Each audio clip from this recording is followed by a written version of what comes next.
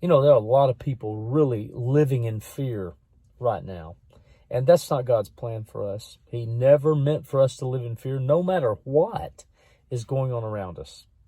The Lord says, I have not given you the spirit of fear, but of love and power and a sound mind. He said in Jeremiah 29, I know the thoughts I think towards you. The thoughts I project towards you are not thoughts of evil or to do you harm. They're thoughts to give you shalom and the kind of future you would expect and pray for.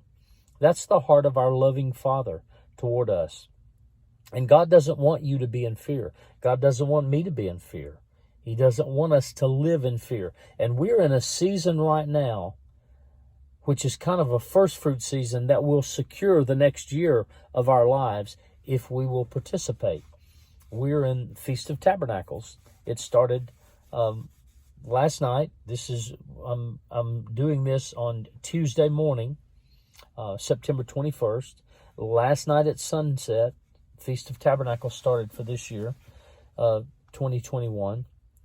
And there's an interesting story about how God will secure our safety and our peace and our protection during Feast of Tabernacles if we will participate during these fall feasts in the Hebrew calendar's 7th month of the year.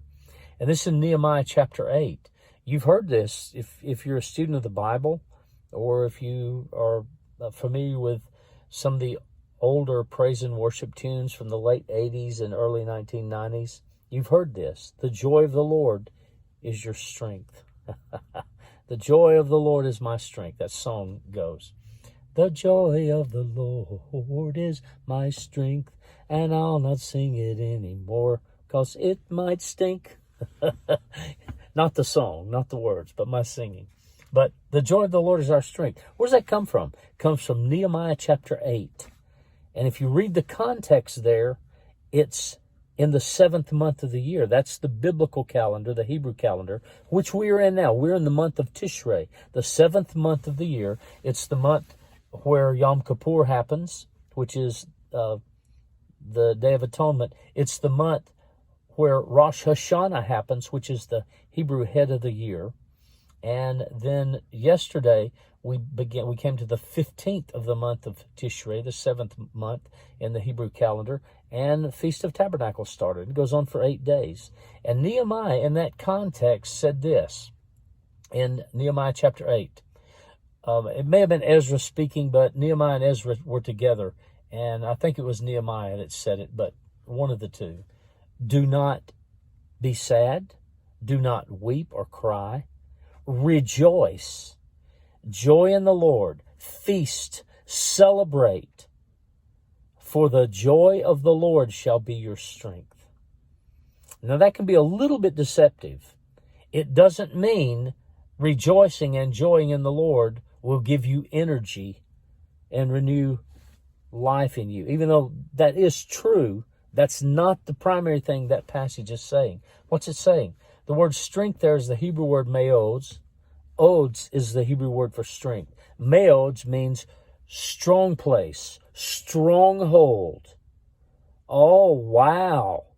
So you mean if I will participate in God's feast and rejoice in Him, God will He'll put me up on a high place out of reach of the enemy and build a stronghold around me? That is exactly what that is saying.